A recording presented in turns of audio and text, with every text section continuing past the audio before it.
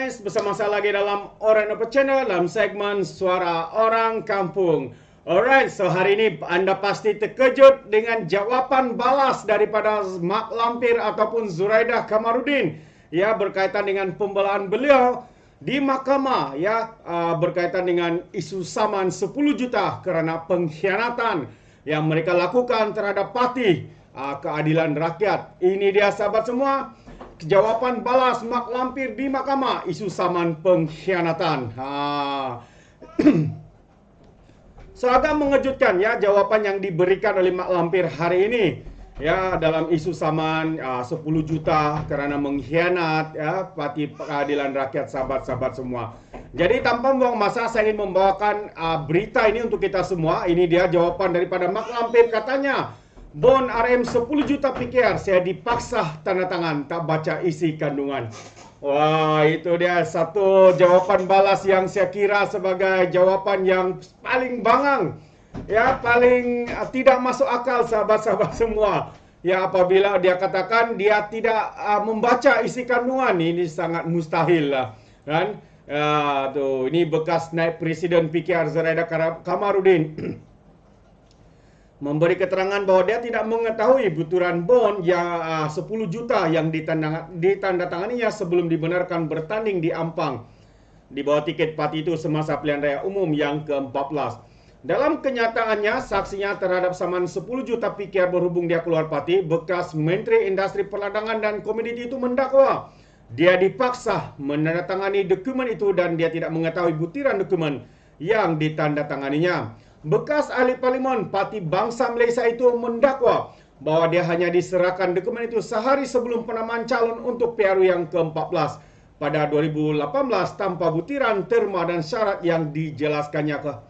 Dan dia juga tidak mempunyai peluang katanya untuk meneliti dokumen berkenaan pada masa itu. Zuraidah yang juga pernah menyertai Bersatu selepas meninggalkan PKR pada Februari 2020 memberi keterangan di Mahkamah Tinggi Kuala Lumpur bahwa dia hanya diberitahu untuk menandatangani dokumen itu dan bahwa dia juga tidak diberi peluang lain selain meletakkan tanda tangan pada dokumen itu dan mendakwa dipaksa berbuat demikian. Dia mendakwa bahwa jika dia mengetahui kandungan sebenarnya dokumen itu, dia tidak akan menandatanganinya dan kerana semua sebab di atas serta keinginannya untuk menjaga kepentingan pengundi Ampang telah membuatnya akhirnya menandatangani dokumen berkenaan. Katanya lagi, sejujurnya saya tidak tahu sama ada saya telah menandatangani dokumen yang dilampirkan di dalam lampiran satu perjanjian bon RM 10 juta tersebut ataupun tidak. Katanya lagi, seperti yang saya katakan, saya pernah menandatangani dokumen yang serupa dan juga dokumen-dokumen lain berhubung PRU 14, tapi saya tidak membaca isi kandungan dokumen-dokumen yang diberikan kepada saya pada masa material. Ya, malah tiada siapa yang menerangkan kepada saya tentang terma dan kesan dokumen-dokumen berkaitan. Dan juga tidak diberi salinan dokumen itu pada bila-bila masa, kata Zuraidah.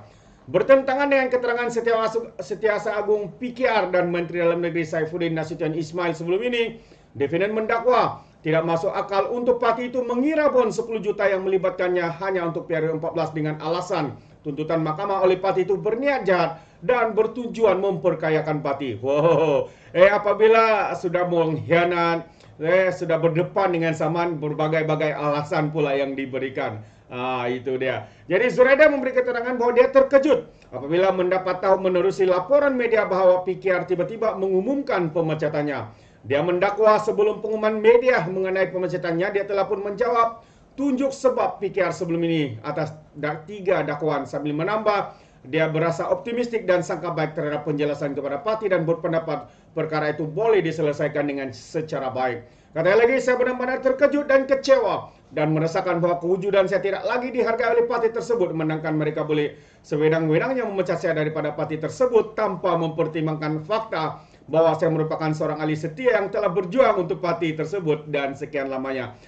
Dia katakan dia seorang ahli yang setia. Kalau dia seorang ahli yang setia, sahabat semua, pastinya dia tidak akan keluar mengkhianati parti dan bersama dengan kaki-kaki pengkhianat di dalam parti Bersatu, sahabat semua.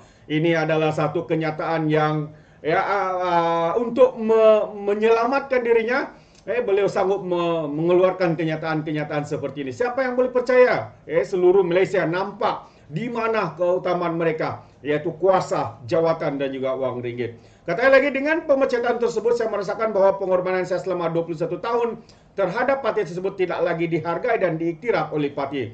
Jadi selepas berfikir panjang, saya akhirnya membuat keputusan untuk mengumumkan perletakan jawatan saya daripada parti tersebut. Saya menegaskan di sini bahwa saya hanya membuat pengumuman untuk keluar parti selepas parti tersebut mengumumkan tentang pemecatan saya di media massa. Jikalau bukan karena itu, saya tidak pernah merancang untuk meninggalkan parti tersebut yang saya telah bangunkan selama 21 tahun, katanya.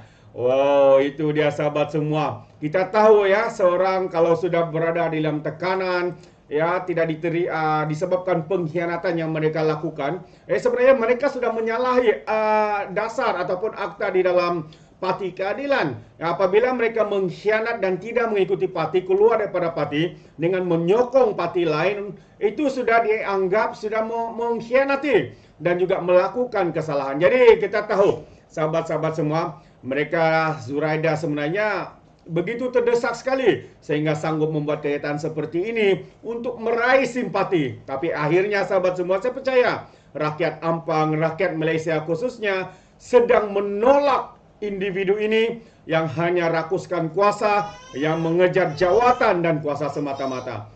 Itu dia. Jadi sahabat semua, terima kasih kerana bersama dengan Orang Indonesia Channel.